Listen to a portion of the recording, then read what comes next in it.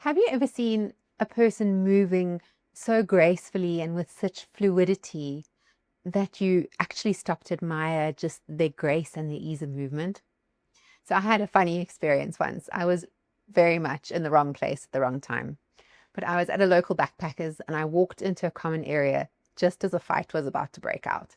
And there was a local guy who was training as an MMA fighter, and he was literally about to lay into someone else. I don't even think I remember seeing the other person, but I did know exactly what I was walking into. But I found myself slightly mesmerized, standing there watching this guy sway off the tip of his toes as he kind of checked out his opponent and got ready to lay into him. And I was just absolutely mesmerized and struck by the grace that seemed to flow from the tip of his head through to his fingertips and down through the rest of his body. Fortunately, the friends with me grabbed me and pulled me out of harm's way before anything went wrong. But it was the first time that I remember almost having my breath taken away by the beauty of someone's movement. You see the same thing when you see a cheetah running across a grassland chasing after prey, and the way that grass flows as wind blows over it. The cheetah almost mimics that as it ripples across the grassland. There's abundance of power as it sprints, its muscles contract and drive it forward. But it is fluid, it's responsive, it moves in relation to what's happening, and it's not forced. So when it comes to our cores, that's often the problem. And particularly when we're trying to get our core strong through a core fitness program, we often tend to force. So we brace our core, we tense, we try and engage that we feel the burn, we lock down so that nothing can move.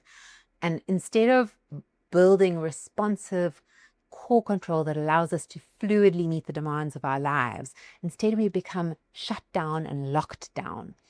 What would work so much better, and what I mean when I'm talking about a gentle core program, and not easy, I'm not saying it shouldn't be challenging, but a gentle core program, there should be softening, openness, curiosity, exploration.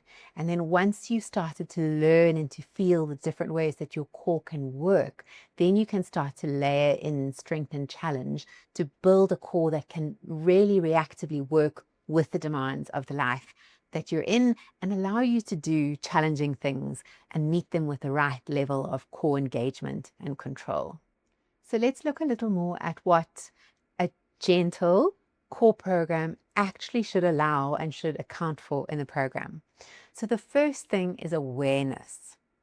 You want to learn to feel your core, to feel how your core moves when you're completely relaxed, to feel how your core moves when it's gently asked to engage, and to feel what your core feels like when it's working really hard. So that first level is to learn to sense the signals that your body is sending up to you. So that's proprioception and awareness of where you are in space, and then really feeling the intensity of the movement that you're asking your core to do. It's tuning in and feeling, and it's that embodied presence in your body. So really feeling what your body is telling you. The second element is balance.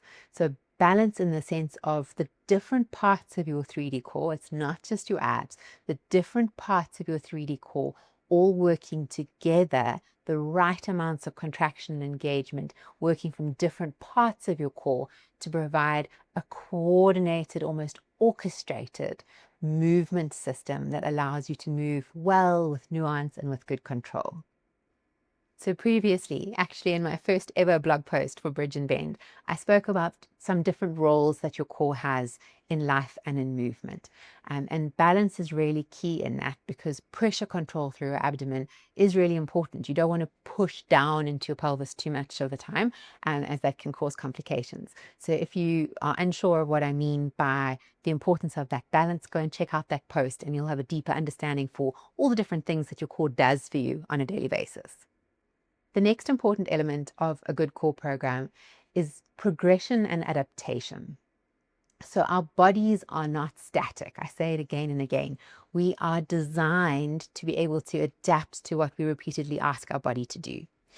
A nice way to think of this is somebody who's training their bicep in the gym. They don't go into the gym and try on the very first time that they're ever working out to work out with a 25-kilogram dumbbell, or if they do, they might end up with an injury. Instead, they start with 5 kgs or maybe even 3 kgs. They train, they rest, they recover, and gradually over time, they build up the weight that they're working with. This was so beautifully described to me by a patient once when he told me the potato bag story. And I've told it before, but it illustrates it so beautifully. So he said to me, if you want to get really strong, you need to take that potato bag from the floor and lift it up and then press it up overhead, bring it down, place it back down on the floor. Then you do that again, and you do it as many times as you can that day. And then you do it the next day, and you do it the next day. And when it starts to get easy, then you take one potato, you put it inside the empty bag, and you do it again. And before you know it, you'll be lifting a full potato bag from the floor every day. It's a great story, isn't it? But that's exactly how our bodies are designed to work. So if we incrementally increase what we're asking of them, your body will recover and rebuild stronger and stronger. So the important thing with a gentle core program is that the progression is gentle enough to allow you to build skill and to build the physical adaptation for strength so that you can meet the demand of the program as it progresses. The next important element in a good core program is the idea of control.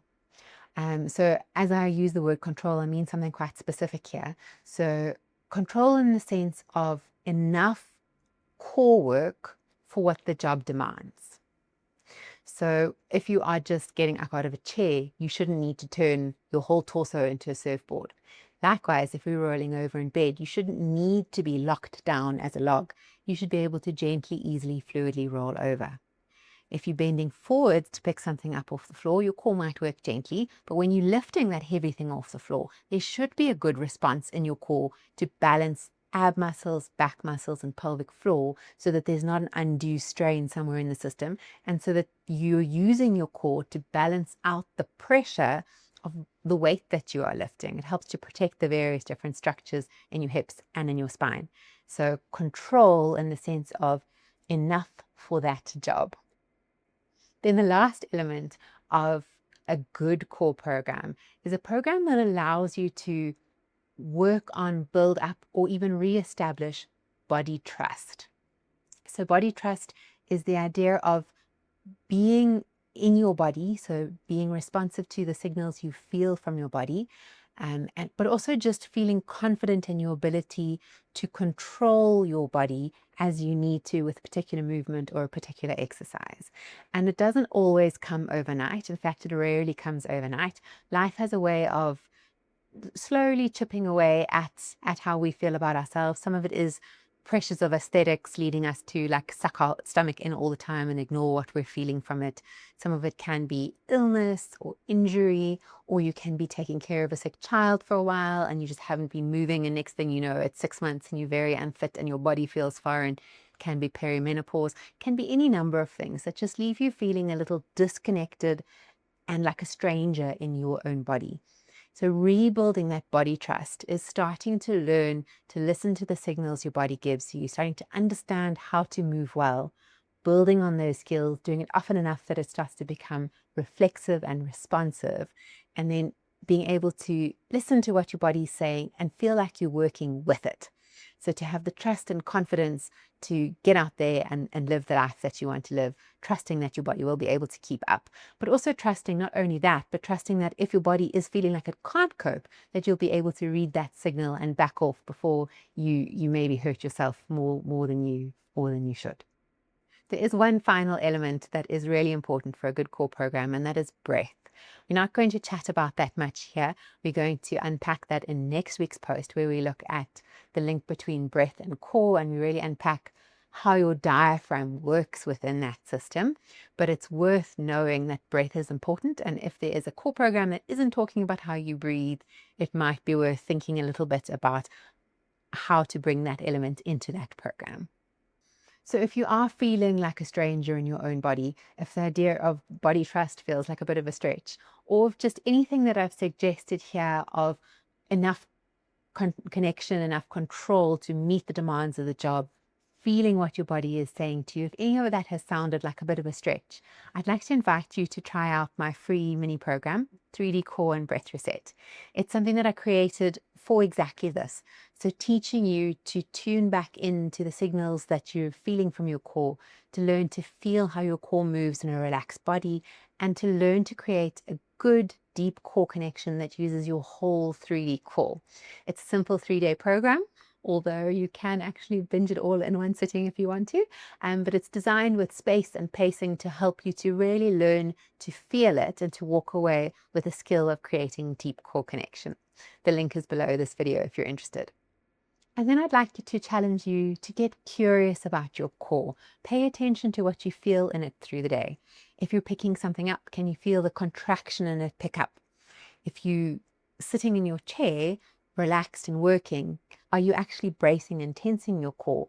Are you relaxed and able to move fluidly with good control through life, or are you tensing up against the world that you live in?